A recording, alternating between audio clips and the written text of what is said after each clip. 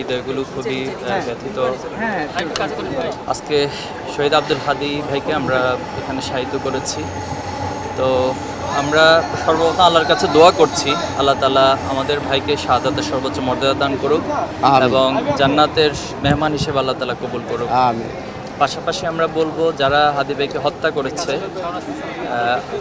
তাদের বিচার অবশ্যই হতে হবে। বিশেষ করে আপনারা জানেন যে হত্যাকাণ্ডের পর আজকে অনেক দিন পার হয়ে গিয়েছে, 9 দিন পার হয়ে গেল, কিন্তু দুঃখজনক হলেও সত্য যে এখনো পর্যন্ত উল্লেখযোগ্য কাউকে গ্রেফতার করতে পারেনি এবং তারা ভারতে পালিয়ে যাওয়ার একটা নাটকীয়তা আমরা লক্ষ্য করছি। বিভিন্নজন বিভিন্ন বয়ান হাজির করছে, কিন্তু প্রশাসনের পক্ষ থেকে এখন স্পষ্ট কোনো মেসেজ দেওয়া হয়নি।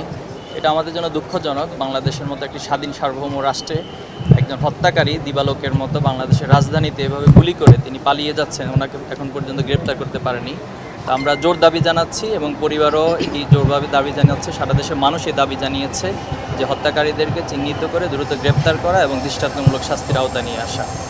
পাশাপাশি বলবো, হাদী ভাই যে স্বপ্ন দেখেছেন, তিনি যে বাংলাদেশের রাজনীতির নতুন সংস্কৃতি আমাদের কাছে দেখিয়েছেন, আমরা বিশ্বাস করি ওনার এই স্বপ্নগুলোর প্রত্যেকটি যুবক এই প্রজন্ম ধারণ করেছে এবং তারা মনে করেছে হাদী ভাইকে হত্যা করার মধ্য দিয়ে হাদী ভাইয়ের আদর্শকে ধ্বংস করে দিবে, কিন্তু তারা এটা সবচেয়ে ভুল করেছে। এবং আজকে একজন হাদী ভাইয়ের যে হত্যাকাণ্ড শহীদ করে দেওয়া হয়েছে, আজকে বাংলাদেশের লক্ষ লক্ষ যুবক আপনারা দেখছেন যে পুরো হাদী ভাইকে ওন করতেছে। হাদী ভাই একজন ব্যক্তি না, তিনি একটি চরিত্র, তিনি একটি স্বপ্ন এবং তিনি একটি জাগরণ, তিনি একটি বিপ্লব। আমরা বিশ্বাস করি এই হাদী ভাইয়ের রক্ত থেকে বাংলাদেশে হাজার হাজার লক্ষ লক্ষ হাদী তৈরি হবে এবং আলটিমেটলি বাংলাদেশকে একটি স্বাধীন সার্বভৌম রাষ্ট্র হিসেবে প্রতিষ্ঠিত করার জন্য এ প্রজন্ম কাজ।